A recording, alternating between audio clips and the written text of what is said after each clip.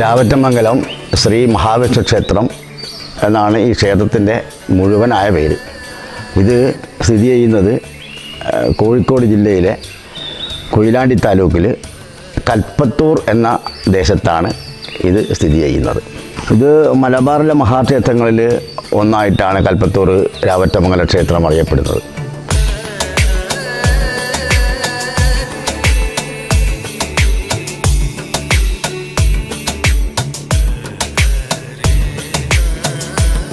ഇതിൻ്റെ ഐതിഹ്യം പഴയകാലത്ത് ഈ പാണ്ഡവർ അരക്കില്ലത്തിൽ താമസിച്ച് ആ അരക്കില്ലം അഗ്നിക്കിരയാക്കിയ സമയത്ത് അവർ രക്ഷപ്പെട്ടത് ഒരു ഗുഹാമാർഗം രക്ഷപ്പെട്ട് എത്തിപ്പെട്ടത് ഈ രാവറ്റമംഗലം ഗ്രാമത്തിലാണെന്നാണ് പറയുന്നത്.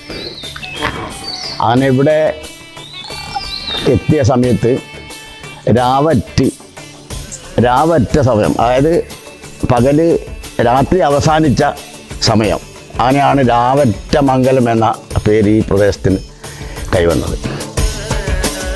അങ്ങനെ അപ്പോൾ കുന്തി ദേവിക്ക് വിഷ്ണു ആരാധന നടത്തുകൊണ്ടുകൊണ്ട് പാണ്ഡവർ ഇവിടെ മഹാവിഷ്ണുവിനെ പ്രതിഷ്ഠിച്ചതാണ്. ഗ്രാമദേവതയായിട്ട് ഇവിടെ ഭഗവതി ഭദ്രകാളി സ്ഥിതി ചെയ്യുന്നുണ്ട്, ക്ഷേത്രമുണ്ട്. അപ്പോൾ ആ സമയത്ത് ആണ് ഈ വിഷ്ണു ക്ഷേത്രം ഇവിടെ വരുന്നതെന്നാണ് പറയുന്നത്. അതിന് ഒരു തെളിവ് എന്നുള്ള നിലയ്ക്ക് നമ്മളപ്പുറം കുവനമ്പള്ളിക്കാവിൽ മേപ്പയൂരിനടുത്ത് അവിടെ ഒരു ഗുഹ കണ്ടെത്തി. ആ ഗുഹാമാർഗം നേരെ വടക്കോട്ട് വരുന്നതായിട്ടാണ് അനുഭവപ്പെട്ട്.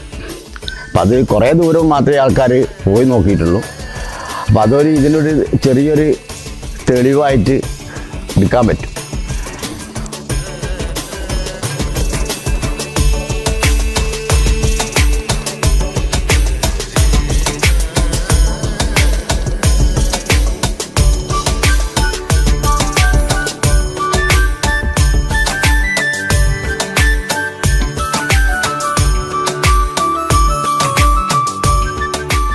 സന്താന ഗോപാലമൂർത്തി ക്ഷേത്രമാണ്.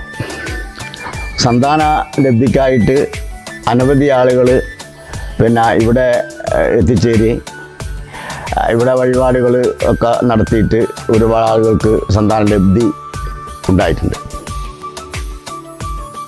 ഇവിടെ പ്രധാനമായി നടക്കുന്നത് ഭഗവതിക്ക് കളമെഴുത്തും പാട്ടാണ്. ഇവിടുത്തെ ഉത്സവം എന്ന് പറഞ്ഞാൽ വൃശ്ചിക മാസത്തിലെ അവസാന വെള്ളി അന്നാണ് ഇവിടെ ഭഗവതിക്ക് കളമെഴുത്തും പാട്ട് നടക്കുന്നത്.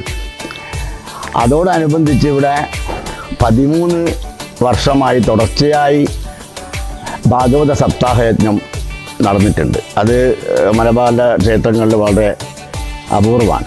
13 വർഷം നിർത്താതെ, ഈ കോവിഡ് വന്നതിന് ശേഷമാണ് അത് നിന്നുപോയത്.